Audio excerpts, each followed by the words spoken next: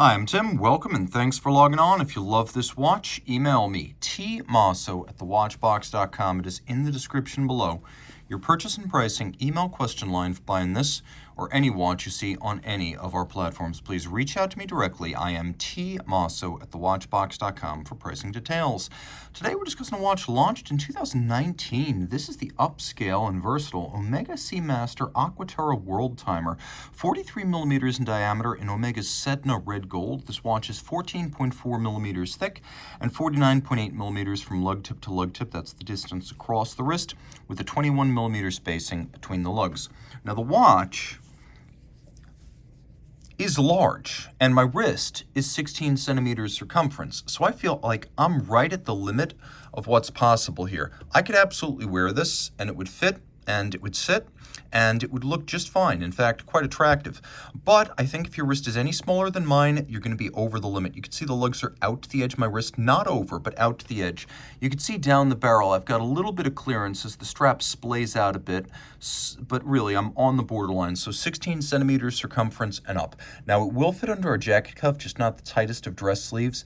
Button sleeves, French cuffs might pose a little bit of a problem, but a jacket or a looser shirt, no issues there. The strap, like the watch, is premium.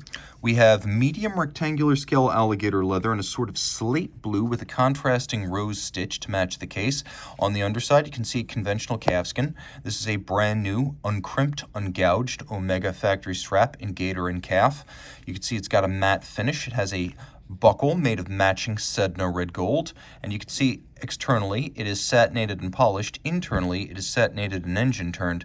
The strap tucks in between these two lobes. It gets fixed on the pin, close it up, size it down. There's no excess length flapping in the breeze or externally visible. It's a clean look. There's no need for minder loops. And if you're wondering, what are minder loops? These are minder loops. This watch doesn't need them. And with the twin triggers, you have to press both of them for the clasp to open up, so you know this is going to stay secure on the wrist. Taking a look at the case, we should talk about what Sedna red gold is. It has a higher percentage of copper to make it redder than pink or rose gold, and it has a higher percentage of platinum family materials as well, so it won't fade or oxidize. Red won't become rose, rose won't become pink over time. This will stay very intense. It's a lot like Rolex's Everrose, Panerai Oro Rosso, or Hublot's King Gold. We have a combination of polish and satin, and you can see lyre-style lugs, beveled inboard, beveled outboard, a design we've seen on Seamasters and Speedmasters since the early 60s. The timepiece features a crown that's media blasted and polished. It is a screw down. The watch is 150 meters water resistant. A world timer. So here's how this works. The city reference ring represents the 24 principal time zones of the world. And you can see blue cities are cities that use summer and winter differential time, and then the rose gold cities do not, and red is Greenwich Mean Time. We have a combination of polish and satin on the applied rose gold indices, and again polish and satin on the hands at center for better contrast. You pull the crown out, you activate hacking seconds. Now when you make adjustments, everything moves in sync. So you read the hour adjacent to your city of interest. So you can see right now in Karachi, Pakistan, it is 5:10 in the morning. In Rio, it's 10 past 9 o'clock at night. And that's how that works. So it's a very simple world time system. The cities remain fixed. The 24-hour reference ring rotates clockwise. And then if you need to decouple the reference ring from the local time, you can move the local time independently. As the seconds hand continues to tick, you'll note that the city ring is not going to move, nor is the minute hand going to move. So as I'm traveling, I move that local time hand to represent the time where I am, and that local hand controls the date forward or backwards as you cross the international date line. We have a sort of deck-like planking profile, similar to the Aqua Terra's long-running teak deck motif. You can see this a little bit larger. This is designed to look as though it were the deck of a fine yacht. At center, we have a piece of grade 5 titanium that's been laser ablated to create sort of a projection of the world as seen from the North Pole. And in addition to creating the forms of the land masses and the texture over the water, the laser also promoted a chemical reaction that issues the coloring of the seas seas and the land masses. It's quite attractive. We'll do a lume shot here, and you can see that the watch has plenty of luminescence, and even the seconds hand is loomed, a feature I always appreciate. Turn it over. This is a premium version of the basic coaxial, and you can see that it is the solid gold balance bridge and rotor version.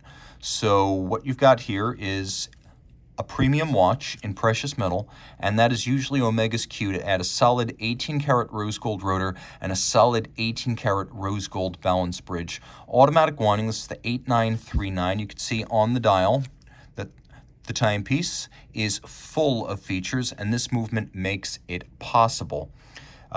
Combination of different features, as we've got a coaxial escapement tri-level, a direct and indirect impulse system that changes sliding friction, as you would see in a Swiss lever escapement, to tangential friction, which is much lower.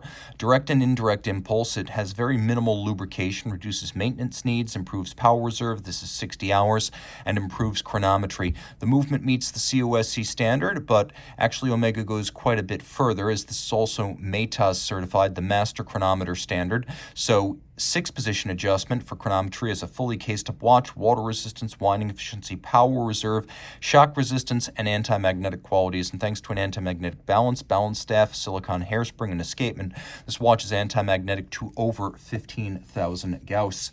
The free-sprung architecture with the full balance bridge makes it tough against shock. The twin barrels in series ensure that the watch keeps very consistent time from maximum wind to minimum wind, so you don't lose a lot of balance amplitude after 18, 24, or 36 hours.